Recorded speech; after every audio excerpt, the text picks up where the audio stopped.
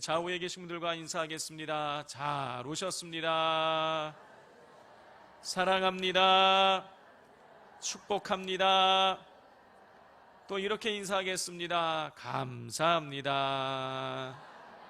감사합니다. 할렐루야. 아이슬란드 대학과 그리고 유전체 분석 업체인 디코드라는 이 회사가 연합해서 2017년도에 학술지 네이처지에 아주 흥미로운 연구 결과를 하나 발표했습니다. 이 두 연구 공동팀이 부모와 자녀 1,500쌍을 조사해서 유전자를 검사를 해서 통계를 냈더니 이런 통계가 나왔어요. 자녀는 부모보다 아빠의 유전자를 훨씬 더 많이 물려받는다라는 것입니다. 그러니까 자녀가 엄마보다는 아빠를 더 닮게 돼 있다라는 거예요. 저희 집을 보니까 그런 것 같습니다. 자녀가 또 특별히 아들보다는 딸이 이 아빠를 닮을 확률이 더 높다라는 것입니다. 자, 자녀가 엄마보다 아빠를 닮을 확률이 높다는 것을 보여주는 동영상이 하나 있더라고요. 제가 유튜브에서 그걸 봤는데 그 내용은 뭐냐면은 이 중학생 여자아이가 아빠를 닮은 거예요. 자기는 그게 마음에 들지 않아. 그래서 자기가 돈을 벌어서 성형수술을 하겠다고 아르바이트를 이제 신청을 한 겁니다. 그런데 아버지가 이제 그 사실을 알게 되고 나서 이제 그 딸과 대화를 하는 장면이에요. 영상을 한번 보도록 하겠습니다. 큐. 아니 뭐 얼마나 예뻐질 거야. 네가 성형한다고 해서. 애들이 자꾸 놀린다고 못난이라고. 너 아빠 봐라. 너 아빠랑 닮았잖아. 나 아빠 닮은 거 진짜 싫어. 못생겼잖아. 야, 이게 어딜 차릴 거면 그거로. 누가 아빠한테 그렇게 얘기해? 이쁘나. 아빠는 세상 사람들이 너 다 뭐 못생기고 그렇게 얘기해도 있잖아. 아빠한테 네가 제일 이쁜 딸이야. 아빠한테만 예쁘면 뭐해? 사람들은 몰라주는데 나 정말 못생겼다고. 사람들이 그런다고. 이게 어디 아빠한테 대들어? 아 진짜 짜증나 진짜. 이쁘나. 아빠 마음에 칼을 꽂고 가버리는 아림이. 아림이가 저러는 것이 마치 자신 때문인 것 같아 아빠는 괴롭습니다. 아빠 닮았죠? 한참 이렇게 외모에 신경을 많이 쓸 이 중학교 시기에 자신의 외모가 아빠 닮아서 못생겼다 그러면 그렇게 생각이 드니까 이렇게 아버지에게 막 울며 불며 이 불만을 막 토로하는 그런 장면인 것입니다. 성도 여러분, 자식은 원하든 원치 않든 부모를 닮게 되어 있습니다. 뭐 외모를 닮던 체질을 닮던 성품을 닮던 하여튼 묘하게 부모를 닮게 되어 있어요. 자, 그렇다면 이렇게 주일 아침 오늘 이 시간에 하나님을 예배하는 우리 성도님들은 누구를 닮아야겠습니까? 하나님 아버지를 닮아야겠죠. 왜 하나님을 우리가 닮아야 되는 것입니까? 우리가 하나님의 자녀이기 때문인 것입니다. 요한복음 1장 12절을 보면 영접하는 자, 곧 그 이름을 믿는 자들에게는 하나님의 자녀가 되는 권세를 주신다 그랬어요. 내가 정말 예수님을 믿는다면 나는 하나님의 자녀인 것입니다. 그러므로 우리는요, 내가 예수 믿는 모든 사람들은 아버지 되시는 하나님을 닮아야 되는 것이죠. 자, 그러면 우리가 닮아야 될 이 하나님은 어떤 분이실까요? 우리는 하나님의 어떤 면을 우리가 닮아가야 되는 것이고, 하나님은 또 하나님의 어떤 면을 우리가 닮기를 원하시는 것일까요? 자, 우리 먼저 하나님이 어떤 분이신지를 살펴보도록 하겠습니다. 우리 7절과 8절을 같이 한번 읽어보겠습니다. 시작. 사랑하는 자들아,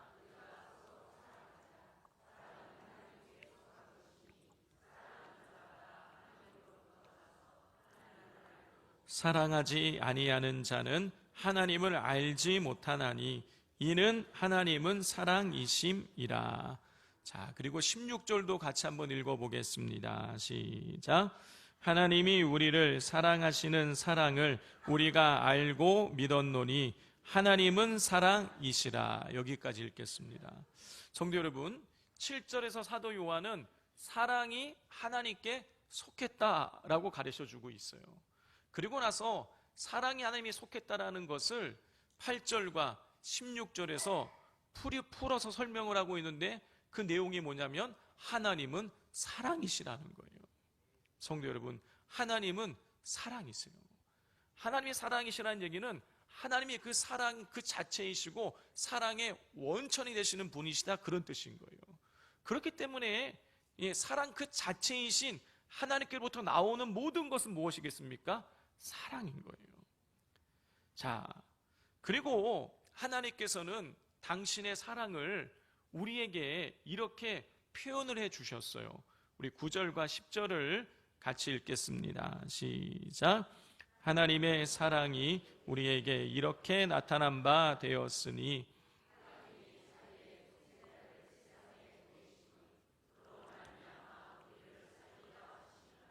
사랑은 여기 있으니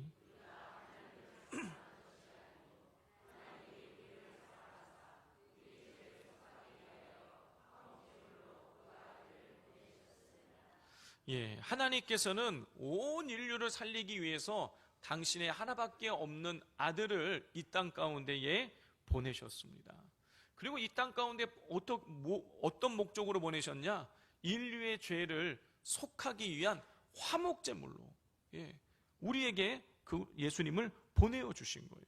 근데 여러분 한번 생각을 해보시길 바랍니다. 우리가 하나님의 그 하나밖에 없는 아들을 내어주실 만큼 그렇게 우리가 사랑받을 만한 그런 존재였느냐는 것이에요.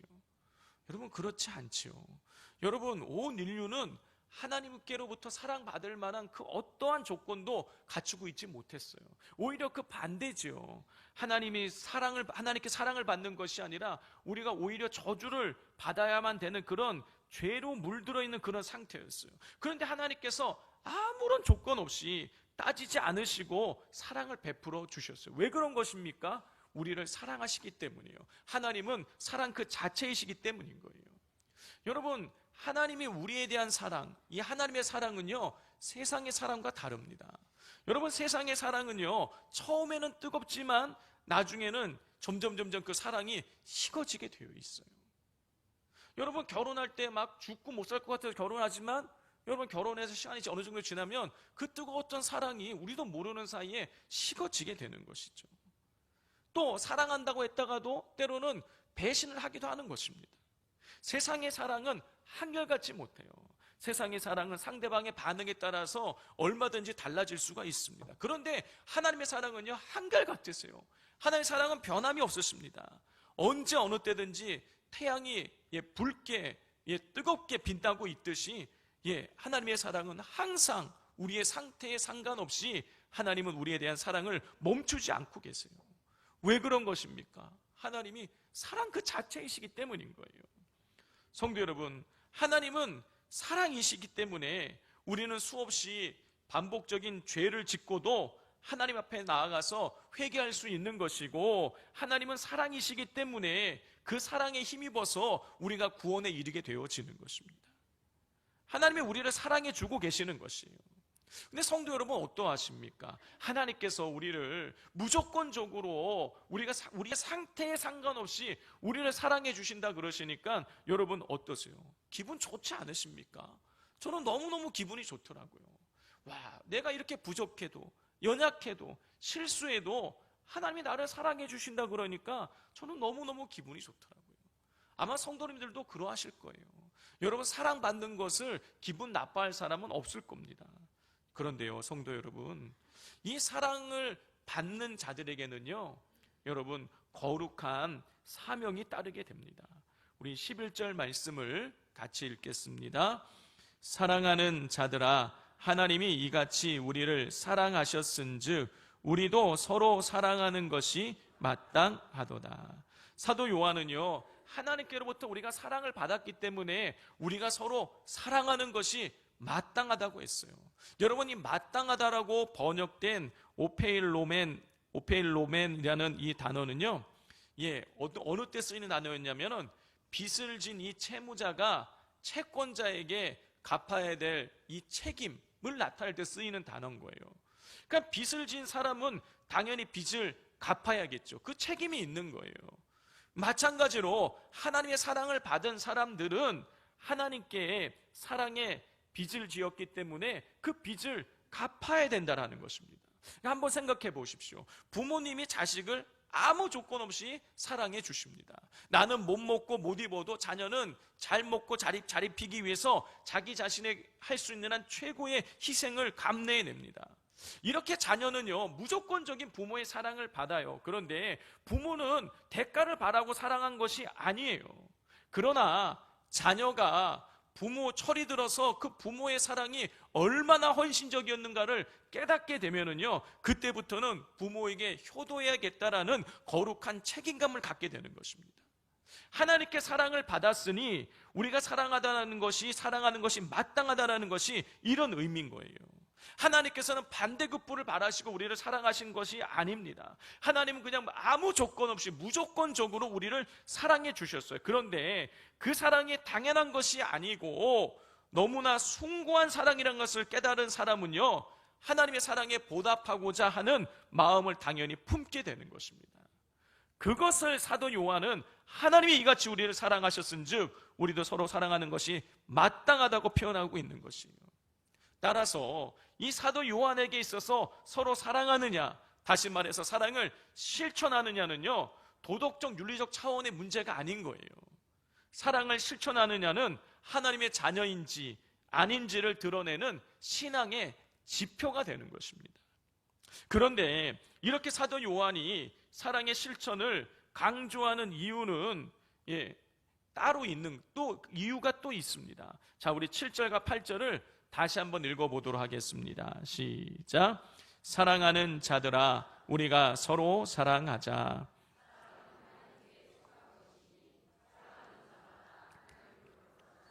하나님을 알고 사랑하지 아니하는 자는 하나님을 알지 못하나니 이는 하나님은 사랑이심이라.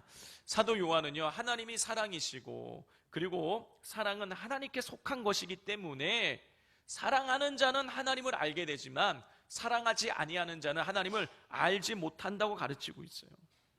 여러분, 사랑하는 자가 하나님을 알게 되고 사랑하지 아니하는 자는 하나님을 알지 못한다는 뜻이 무슨 뜻일까요? 사랑하는 자는 하나님의 자녀이지만 사랑하지 아니하는 자는 하나님의 자녀가 아니라는 뜻인 거예요. 성도 여러분, 구원의 유일한 조건은 믿음입니다. 예수 그리스도를 믿는 믿음을 통해서만 우리는 구원받을 수가 있어요. 그런데 내가 예수님을 진짜 믿고 있느냐의 이 외적인 증거가 뭐냐? 그게 사랑이라는 것입니다. 왜냐하면 내가 예수님을 믿는다라는 것은 하나님의 사랑을 깨달았다라는 것이고, 하나님의 사랑을 깨달은 사람은 당연히 사랑의 빚진 자가 되어서 이웃을 사랑하게 되기 때문인 것이에요. 그러므로 이 사람이 이웃 사랑을 실천하느냐를 보면 이 사람의 믿음이 참된 믿음인지 아닌지를 우리가 알 수 있다라는 것입니다. 그렇기에 하나님께서는 하나님 사랑만을 강조하지 않으시고 동시에 이웃 사랑도 강조하셨던 거예요. 여러분, 몇 주 전에도 말씀드렸다시피 하나님께서 우리에게 성경을 주셨어요. 이 성경에 엄청나게 두꺼운 이 성경 속에 여러분, 하나님께서 친히 당신의 손으로 새겨서 주신 것은 십계명의 말씀밖에 없어요. 십계명 말씀은 굉장히 중요한 것이죠. 그런데 십계명의 말씀의 핵심이 무엇인 것입니까? 하나님 사랑과 이웃 사랑이에요. 하나님은요, 당신만 사랑하라고 말씀하지 않으셨어요. 이웃도 사랑하라고 말씀하고 계세요. 자, 그리고 예수님도 하나님 사랑과 이웃 사랑을 강조하셨어요. 하나님의 사랑과 이웃 사랑이 동일한 가치와 중요성을 있다고 예수님 말씀해 주셨어요. 예수님께서 하나님 사랑과 이웃 사랑을 동시에 강조하셨다는 것은요, 하나님 사랑과 이웃 사랑을 뗄래야 뗄 수 없는 동전의 양면과도 같다라는 그런 뜻인 거예요. 여러분, 진짜 하나님을 사랑하게 되면 이웃을 사랑하게 되고, 이웃을 사랑하면 하나님을 사랑하고 있다는 것을 우리가 알 수 있게 되는 것입니다. 그렇기에 사도 요한은요, 지금 이 편지를 받고 있는 이 성도들에게 이런 경고를 합니다. 우리 20절 말씀을 같이 한번 읽어보겠습니다. 시작. 누구든지 하나님을 사랑하노라 하고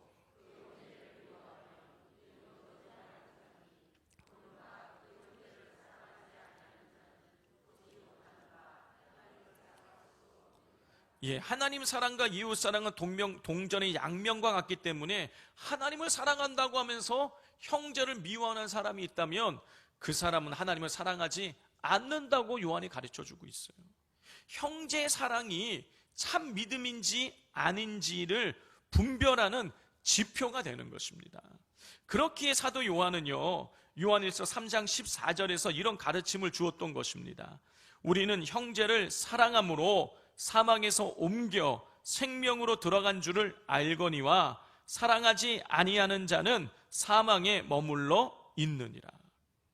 사도 요한은요, 형제를 사랑하는 사람은 사망에서 옮겨서 생명으로 들어가게 되고, 형제를 사랑하지 않는 사람은 계속해서 이 사망에 머물러 있게 된다고 말하고 있어요. 여러분, 사망에 머물러 있다는 뜻이 무엇일까요? 문맥상 보면 이 사망에 머물러 있다는 것은 구원받지 못한다는 뜻인 거예요. 여러분, 형제를 사랑하지 않으면 왜 사망에 머물러 있게 되는 것입니까? 그 이유는 형제 사랑이 여러분 참 믿음인지 아닌지를 분별하는 지표가 되기 때문인 거예요. 진짜 하나님을 사랑하는 사람은 형제를 사랑하지 않을 수 없기 때문에 형제를 사랑하지 않는 사람을 보면 이 사람은 아직 구원받지 못했다는 것을 알게 된다는 것이에요. 여러분, 그러므로 우리는 저 사람이 진짜 구원받은 사람인지 아닌지를 형제를 사랑하느냐를 보면 알 수 있는 것이에요. 아무리 봉사를 많이 하고 그리고 기도를 열심히 하고 헌금 생활을 충실하게 하고 있다고 할지라도 여러분, 만약에 그 사람이 형제를 사랑하지 못하고 형제의 허물을 품어주지 못하고 깎아내리고 비난하고 들추어내는 사람이 있다면 여러분, 그 사람은 진짜 하나님의 자녀라고 할 수가 없는 것입니다. 하나님께서 예수 그리스도를 통해서 보여주신 사랑을 진정으로 깨달은 사람은 하나님을 사랑하게 되고, 하나님을 사랑하는 사람은 이웃을 사랑하게 됩니다. 그리고 이웃을 사랑하는 사람은 하나님께서 주시는 놀라운 유익을 누리게 돼요. 오늘 본문에 보면 형제를 사랑하는 사람, 이웃을 사랑하는 사람에게 주어지는 세 가지 유익이 나오는 것을 볼 수가 있습니다. 하나님의 사랑을 깨닫고 형제를 사랑하는 사람에게 나타나는 첫 번째 유익은 하나님을 경험하게 된다는 거예요. 자, 우리 12절을 같이 한번 읽어보겠습니다. 시작. 어느 때나 하나님을 본 사람이 없으되 만일 우리가 서로 사랑하면 하나님이 우리 안에 거하시고. 여기까지 읽겠습니다. 요한은 지금까지 하나님을 본 사람이 없다라는 거예요. 무슨 뜻입니까? 하나님을 경험한 사람이 없다라는 거예요. 그런데 사랑을 하게 되면, 우리가 서로 사랑하게 되면 하나님이 우리 안에 거하게 되신다라는 거예요. 여러분, 하나님이 우리 안에 오셔서 우리 안에 거하게 되시면 그게 무엇이 되는 것입니까? 우리가 하나님을 경험하게 되는 거예요. 성도 여러분, 하나님을 머리로 아는 것과 하나님을 경험하는 거는요, 이건 완전히 차원이 다른 문제인 거예요. 하나님을 지식적으로 아는 것은 하나님에 대해서 아는 것이고, 하나님을 경험하는 것은 하나님을 알게 되는 것이에요. 그런데 우리는 가끔씩 하나님에 대해서 아는 것을 하나님을 아는 것으로 착각을 합니다. 성도 여러분, 하나님에 대해서 아무리 지식적으로 많이 알고 있어도 여러분, 그 지식을 가지고는 온전한 구원에 이를 수가 없습니다. 우리는 하나님을 지식적으로 아는 것이 아니라 하나님을 경험할 때 온전한 구원에 이를 수 있어요. 우리가 하나님의 사랑을 깨닫고 예수 그리스도의 은혜를 우리가 경험하고 체험할 때 여러분, 그때 우리가 믿음을 갖고 구원에 이를 수 있게 되어지는 것입니다. 그런데 우리가 하나님에 대한 지식적인 알면서 이 하나님을 경험하는 단계로 나아가기 위해서는 우리에게 필요한 것이 있는데 뭐냐? 오늘 말씀에서 가르쳐주고 있어요. 이웃을 사랑해야 된다는 거예요.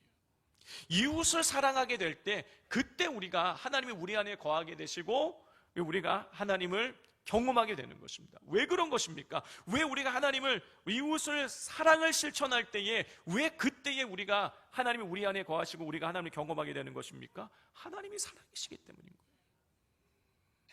자, 두 번째, 이웃을 사랑하는 것이 우리에게 유익이 되는 이유는 우리가 사랑할 때 하나님을 닮아가게 되기 때문인 것이에요. 우리 12절을 다시 한번 읽어보도록 하겠습니다. 시작. 어느 때나 하나님을 본 사람이 없으되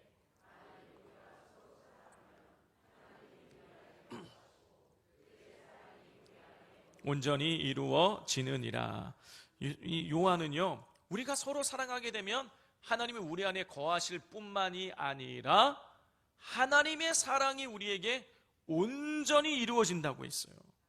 성도 여러분, 하나님은 사랑이시죠. 그런데 하나님의 사랑이 우리 안에 온전히 이루어지게 된다는 것은요, 사랑이신 하나님을 우리가 닮아가게 된다라는 그런 뜻인 거예요. 성도 여러분, 죄악으로 얼룩진 우리가 감히 하나님과 견줄 수 없어요. 그런데 우리가 형제를 사랑하게 되면 하나님의 사랑이 우리 안에 온전히 이루어져서 우리가 하나님을 닮아가게 된다는 거예요. 여기서 이 닮는다라는 것은 외적으로 닮아간다는 뜻이 아니죠. 우리가 하나님을 닮아가게 된다는 것은 하나님의 성품을 우리가 닮아가게 된다는 뜻이에요. 여러분, 우리는 이웃을 사랑하면 하나님을 닮아가게 되는 것이에요. 그리고 우리가 하나님을 닮아가게 되면 부모가 자식이 나를 닮으면 기뻐하듯이 하나님을 우리가 닮아가면 하나님이 우리를 기뻐하시게 되는 거예요. 여러분, 우리가 하나님의 기쁨이 된다는 거, 이거는 놀라운 복인 것입니다. 그렇기에 우리가 형제를 사랑해서 하나님을 닮아가는 것이 우리에게 크나큰 유익이 되는 것이죠. 마지막 세 번째로 우리가 이웃을 사랑하는 것이 우리에게 유익이 되는 것은 심판날에 담대함을 얻을 수 있기 때문입니다. 우리 17절을 같이 한번 읽어보겠습니다. 시작. 이로써 사랑이 우리에게 온전히 이루어진 것은 우리로 심판날에 담대함을 가지게 하려 함이니 주께서 그러하심과 같이 우리도 이 세상에서 그러하니라. 자, 우리가 조금 전에 읽었던 12절에서 요한은 우리가 서로 사랑을 하게 되면 하나님의 사랑이 우리에게 온전히 이루어진다 그랬어요. 그런데 17절을 보면 사랑이 우리에게 온전히 이루어진 것은 우리로 심판날에 담대함을 가지게 하기 위함이라는 거예요. 여러분, 우리가 이웃을 사랑하면 하나님의 사랑이 우리에게 온전히 이루어지게 되고, 하나님의 사랑이 우리에게 온전히 이루어지게 되면 심판날에 담대함을 얻게 되는 것입니다. 자, 성도 여러분, 우리 히브리서를 우리가 읽어보면 히브리서 기자가 아주 유명한 그 말씀을 기록해 놓았어요. 뭡니까? 한 번 죽는 것은 사람에게 정해진 일이요, 그 후에는 뭐가 있다고요? 심판이 있으리니. 여러분, 죽는 것으로 모든 것이 끝나는 것이 아니라는 거예요. 죽음 이후에 우리는 하나님의 심판대 앞에 서게 되는 것입니다. 그런데 우리가 하나님께 받은 사랑을 기억하며 사랑의 빚진 자로서 이웃 사랑을 실천하게 되면 그것이 하나님 앞에 섰을 때에, 심판대 앞에 섰을 때에 우리가 담대함을 가지게 되는 거예요. 왜냐? 하나님 말씀에 순종했기 때문에 그런 거예요. 하나님 사랑과 이웃 사랑이 하나님의 명령이에요. 여러분, 명령을 완수하지 못한 사람은 그 앞에서 두려움에 떨 수밖에 없죠. 그러나 명령을 완수한 사람은요, 떳떳할 수 있는 것입니다. 자, 그 사랑함으로 하나님의 뜻을 행한 사람은 하나님 앞에서 담대함을 가질 수 있는 것이에요. 자, 성도 여러분, 하나님께서 예수님을 통해서 보여주신 사랑을 깨닫고 그 사랑의 빚진 자가 되어서 여러분 이웃을 사랑하게 되면 여러분 이 하나님을 경험하게 되고 하나님을 닮아가게 되고 그리고 심판대 앞에서 우리가 담대함을 얻게 되는 것이에요. 자, 그렇다면 어떻게 해야 되겠습니까? 당연히 사랑해야겠죠. 그런데 문제는 뭐냐? 우리가 누군가를 사랑하는 것, 이웃을 사랑하는 것이 우리의 이 생각과 의지만 가지고 되는 일이 아니라는 거예요. 여러분, 만약에 내가 저 사람을 사랑해야지 이러면서 우리가 사랑하는 마음이 막 용솟아 흘러 넘치면 아무 문제가 없겠죠. 그런데요, 그게 우리 생각과 의지만 가지고 되어지는 일이 아니라는 거예요. 여러분, 우리는 도대체 어떻게 해야 이렇게 놀라운 유익을 주는 이 형제 사랑을, 이웃 사랑을 우리가 실천할 수 있는 것일까요? 그 방법은 뭐냐? 우리가 하나님의 사랑, 예수님의 사랑에 완전히 감동되어지는 거예요. 그걸 흠뻑 경험하게 되면 여러분 우리도 자연스럽게 이웃을 사랑할 수 있게 되는 것입니다. 자, 이런 사실을 잘 보여주는 분이 계세요. 바로 베이직 교회의 담임 목사님이신 조정미 목사님이세요. 자, 이 조정미 목사님은 아주 오래전에 MBC 9시 뉴스의 앵커셨죠. 그 앵커를 9시 뉴스 간판 뉴스의 앵커를 하시다가 워싱턴 특파원 활동을 오랫동안 하셨고 그 뒤에는 IMBC 방송국의 사장님이 되셨어요. 자, 그러다가 어느 날 갑자기 주님을 위해 살겠다고 하면서 그 사장직에 사표를 던지고 나와서 그 신학 공부를 하기 시작을 하신 거예요. 당연히 주변에서 모두 만류하고 다 깜짝 놀랐어요. 왜냐, 이제 내년이면 1년만 있으면 이 IMBC 방송의 이 주식이 이 상장이 되고, 그러면 이 조정민 목사님은 이 스톡 옵션을 행사를 해가지고 수백억 대의 재산을 가질 수 있는 기회가 있었는데, 아니 그거를 포기하고 나와서 갑자기 미국에 유학을 가가지고 신학 공부를 하고 전도사 생활을 한다 그러니까 주변에서 놀랄 수밖에 없는 것이죠. 근데 이런 놀라운 극적인 이런 변화가 일어나게 된 계기가 있었습니다.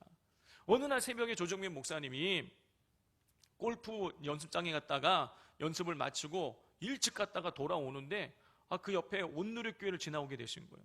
근데 온누리교회를 지나오는데 막 새벽부터 교회가 막 시끌시끌하고 이상한 소리가 들리더랍니다. 그래서 이게 뭔가 이 사이비 광신도 집단이 아닌가 싶어가지고 그 새벽에 온누리교회를 들어간 거예요. 근데 갔더니 사람들이 막 박수를 치고 있고 막 기도 시간에 막 방언을 하고 이러니까 이거 광신도 집단이구나. 내가 이거를 취재를 해서 보도를 해야겠다 싶어가지고 그 다음날 이제 새벽부터 계속 그 어떤 이야기라는지 듣고 싶어서 취재차 계속 새벽 예배를 한 거예요. 하루, 이틀, 사흘, 나흘째 갔을 때에 찬송가 539장을 부르는 거예요. 너 예수께 조용히 나가, 내 모든 짐 내려놓고 주 십자가 사랑을 믿어 죄 사함을 너 받으라. 이 찬양을 부르는데 이 찬양의 가사가 마음에 싹 와 닿으면서 주님이 찾아오신 거예요. 그리고 주님께서 나 같은 죄인을 사랑하시는구나 하는 것을 깊이 깨닫고 나니까 그가 온몸으로 주님의 사랑을 온몸으로 경험하게 된 거예요. 그 뒤로부터 그가 신앙의 길로 접어들게 된 것입니다. 그리고 IMBC 이 사장직을 관두고 이제 신앙의 길을 걷게 된 거예요. 어느 날 기자가 찾아와서 물었습니다. 아니 왜 그렇게 좋은 직장, 명예와 부를 그렇게 던져버리고 그 힘든 사역자의 길을 가느냐고 질문을 했습니다. 그때 조정민 목사님이 이렇게 말씀하셨다고 해요. 태양빛을 본 사람은 촛불에 연연하지 않습니다. 성도 여러분, 조정민 이 목사님은요, 주님의 사랑을 깨닫게 되자 세상 사람들이 그렇게 바라고 원하고 부러워하던 그 모든 것들이 아무것도 아니라는 걸 사실 깨닫게 된 거예요.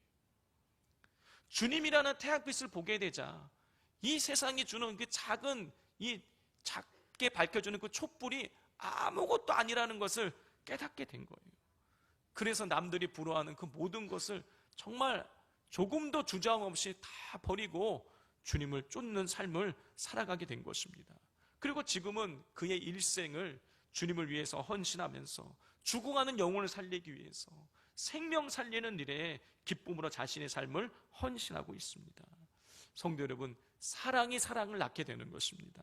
진짜 하나님의 사랑을 깨닫게 되면 여러분 나의 모든 것을 다해서 사랑할 수 있게 되는 것이에요. 그리고 그렇게 사랑하게 되면 그 사랑 자체이신 하나님을 닮게 되고 하나님을 경험하게 되고 심판나라에 우리가 담대함을 얻게 되어지는 것입니다. 그러므로 나를 잠깐 만족시키는 것이 아니라 하나님의 사랑을, 주님의 사랑을 갈망하시기를 바랍니다. 여러분, 내가 원하는 거 한두 가지 구해서 응답받으면 여러분 잠깐의 기쁨을 누릴 수 있어요. 그런데 진짜 주님을 바라보고 주님과 동행하는 삶을 살아가면 모든 것이 은혜고 모든 것이 감사의 제목이 되어지는 것입니다. 그러므로 다른 것 구하지 마시고 우리 주님 닮기 위해서 주의 사랑을 갈망하시는 주님의 백성들 되시기를 주님의 이름으로 축복을 드립니다. 기도하겠습니다. 사랑하는 자들아, 우리가 서로 사랑하자. 사랑은 하나님께 속한 것이니 사랑하는 자마다 하나님으로부터 나서 하나님을 알고 사랑하지 아니하는 자는 하나님을 알지 못하나니 이는 하나님은 사랑이심이라. 하나님 아버지, 하나님의 사랑을 우리가 받았습니다. 그 사랑에 힘입어서 우리도 이웃을 사랑하게 하여 주셔서 그 사랑을 통하여 하나님을 경험하고 하나님을 닮아가고 심판날에 담대함을 얻게 하여 주옵소서. 사랑이 나를 살리고 이웃을 살리는 길임을 우리가 깨닫고 온전히 하나님의 사랑을 갈망하고 예수 그리스도의 사랑을 갈망하며 살아가게 하여 주옵소서. 예수님의 이름으로 기도드립니다. 아멘.